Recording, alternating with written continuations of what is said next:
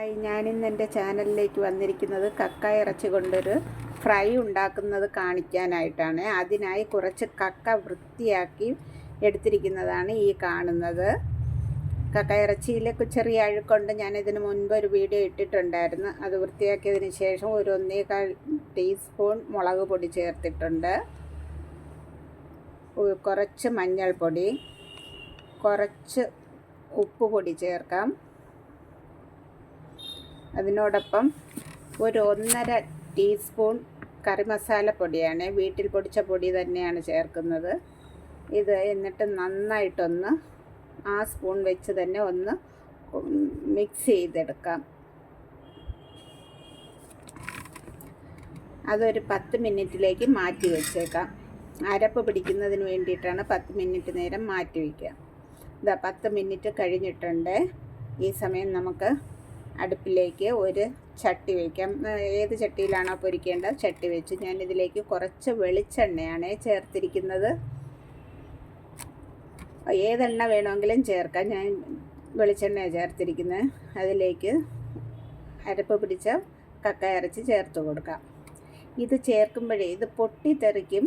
അതിന് അടപ്പ് കൊണ്ട് നമുക്കൊന്ന് കുറച്ച് നേരം അടച്ചു വെച്ചേക്കാം. ഒരുപാട് നേരം പിടിക്കത്തില്ല.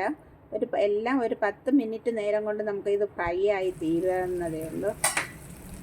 ജസ്റ്റ് ഒന്ന് ഇടയ്ക്ക് ഇളക്കി ഇട്ട് കൊടുക്കാം. ഇപ്പോൾ ജസ്റ്റ് ഒന്ന് ഇളക്കി ഇട്ട് കൊടുക്കാം. ഇതുപോലെ ജസ്റ്റ് ഒന്ന് ഇളക്കിയിട്ടു. തെറിക്കുന്നത് കണ്ടോ? ഇതിങ്ങനെ തെറിച്ച് നമ്മുടെ കയ്യിലോ ദേഹത്തോ ഒക്കെ തെറിക്കുക. അത് കാരണമാണ് അല്പനേരം അടച്ചു വയ്ക്കുന്നത്. നമുക്കിതൊന്ന് തുറന്ന് നോക്കിയിട്ട് ജസ്റ്റ് ഒന്ന് ഇളക്കിയിട്ട് കൊടുത്തേക്കാം. ഒരുവിധം ആയിട്ടുണ്ട്. തെറിക്കുന്നുണ്ട് കേട്ടോ, നന്നായിട്ട് തെറിക്കുന്നുണ്ട്.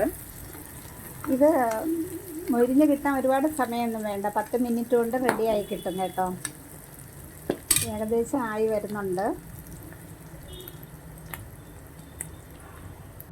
തുറന്ന് വെച്ച് മാറി നിൽക്കണേ.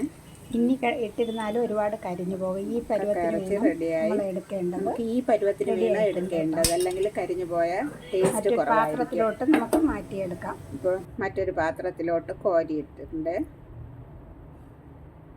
ഇത് മറ്റൊരു പാത്രത്തിലേക്ക് കോരി നമുക്കതിലേക്ക് കുറച്ച് സവാള, ഒരു 2 പച്ചമുളക്, ഇതൊക്കെ ഗാർണിഷ് ചെയ്യാനായിട്ട് ചേർത്ത് വയ്ക്കുന്നതാണ്. നമ്മുടെ രുചികരമായ കക്ക ഫ്രൈ റെഡി ആയിട്ടുണ്ട്. ഈ കക്ക ഫ്രൈ കൊണ്ട് നമുക്ക് ചോറായാലും കപ്പയായാലും പെറോട്ട ആയാലും ചപ്പാത്തി ആയാലും നന്നായിട്ട് കഴിക്കും. ഇത് ഏത് കൊച്ചു കുട്ടികൾക്ക് പോലും ഇഷ്ടപ്പെടുന്ന ഒരു ഫ്രൈ ആണ് കേട്ടോ. എല്ലാവരും ഒന്ന് ഇത് ശ്രമിച്ച് നോക്കുക. കക്ക കിട്ടുന്നവർക്കല്ലേ ഇതുപോലെ ചെയ്യാവുന്നതാണ്.